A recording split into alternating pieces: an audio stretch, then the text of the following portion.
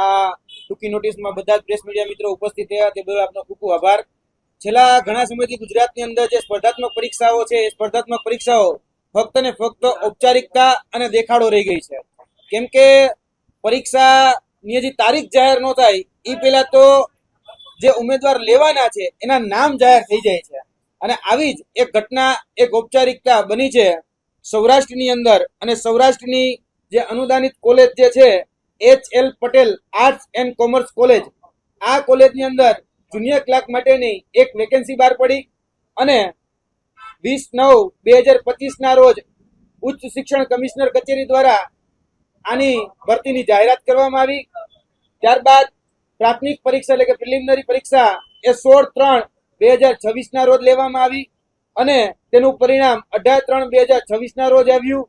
ત્યારબાદ એની મુખ્ય પરીક્ષા લેવામાં આવી 19/4/2026 અને તેનું પરિણામ આજથી થોડા દિવસ પહેલા, 5 દિવસ પહેલા એટલે કે 1/6/2026 રોજ આનું પરિણામ આવ્યું.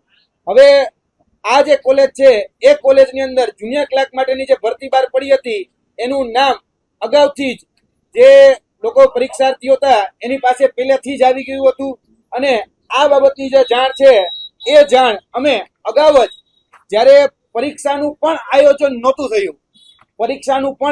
નહોતું થયું અને એ પહેલા જ અમે આની જાણ અગાઉ શિક્ષણ મંત્રીને, યુજીસીને, ત્યારબાદ શિક્ષણ વિભાગના ઉચ્ચ અધિકારીઓને આની જાણ અમે લેખિતમાં કરેલી હતી કે આ પરીક્ષાની અંદર જે ભુવા હર્ષ અનિલભાઈ કરીને જે વિદ્યાર્થી છે એ જ પરીક્ષાર્થી આ જે નિમણૂક પત્રની યાદી આવશે એમાં આ વ્યક્તિનું જ સિલેક્શન થયેલું જોવા મળશે.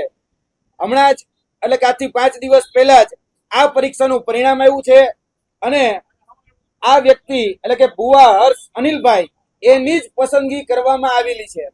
આ કોઈ અમે જ્યોતિષ નથી, અમે કોઈ કહી શકાય કે બ્રહ્મજ્ઞાની નથી અથવા તો અમારી પાસે એવી કોઈ વિદ્યા નથી, પરંતુ આ કૌભાંડની એક મોડસ ઓપરેન્ડી છે. જે અલગ અલગ સંસ્થાઓ બદલાય છે પણ ચહેરાઓ બદલાતા નથી અને અગાઉથી જ આ વ્યક્તિઓના નામ એ તમામ જગ્યાએ ચર્ચાતા હતા અને આ વાતની જાણ અમે શિક્ષણ મંત્રીને, યુજીસીને બધાને અગાઉથી જ કરેલી હતી. તમે જોઈ શકો છો અમે ઈમેલ કરી અને મેલના માધ્યમથી પરીક્ષાની તારીખ હતી એ પરીક્ષાની 3 દિવસ અગાઉ અમે આ બાબતની જાણ એ શિક્ષણ મંત્રીથી લઈ અને તમામ જે શિક્ષણ ઉચ્ચ અધિકારીઓ છે એ તમામ ઉચ્ચ અધિકારીઓને કરેલી હતી. હું HL પટેલ આર્ટ્સ કોલેજનો ઉમેદવાર છું, જે આમાં જુનિયર ક્લાર્કની ભરતી બહાર પાડેલી હતી. એમાં 16/3/2025 રોજ 2026 રોજ એ ભરતીની પ્રાથમિક પરીક્ષા હતી, જેમાં અમે બધાએ પરીક્ષા આપેલી હતી 50 જણા જેવા. એમાંથી એક જગ્યાના 7 જણા ઉમેદવાર મુખ્ય પરીક્ષા માટે એલિજિબલ હતા. એમાં અમારું નામ આવેલ હતું, જેમાં હર્ષભાઈ ભુવાનું નામ પણ સારા માર્ક આવેલા હતા 134.50 જે 150 માર્કમાંથી. ત્યારે પણ અમને શંકા ગયેલી હતી કે એક પરીક્ષામાં એક વિદ્યાર્થીને જેટલા 5 વર્ષથી પેપરમાં એક પરીક્ષા દીધેલ નથી છતાં પણ એ ડાયરેક્ટ HL પટેલ આર્ટ્સ કોલેજમાં પરીક્ષા આપે છે અને ડાયરેક્ટ એને 134.50 માર્ક આવે છે.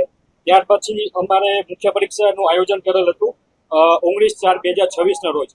એમાં પણ અમને પરીક્ષામાં લીધેલી, તેમાં હર્ષ ભુવાભાઈને 200 માર્કમાંથી 173.50 માર્ક, એમાં 25 પ્રશ્નો તો એ ભાઈએ ઈ ટીક કરેલા હતા, બરાબર છે. એમાંથી 25 ઈ કર્યા હતા અને 175 માંથી 173.50 માર્ક આવેલા છે. જે એક શંકા ઉપજાવે છે કે ભાઈ આટલી પરીક્ષામાં એકે પરીક્ષા આપેલ નથી છેલ્લા 5 વર્ષમાં ને ડાયરેક્ટ પહેલી પરીક્ષા આપે છે ને આટલા માર્ક આવેલા છે.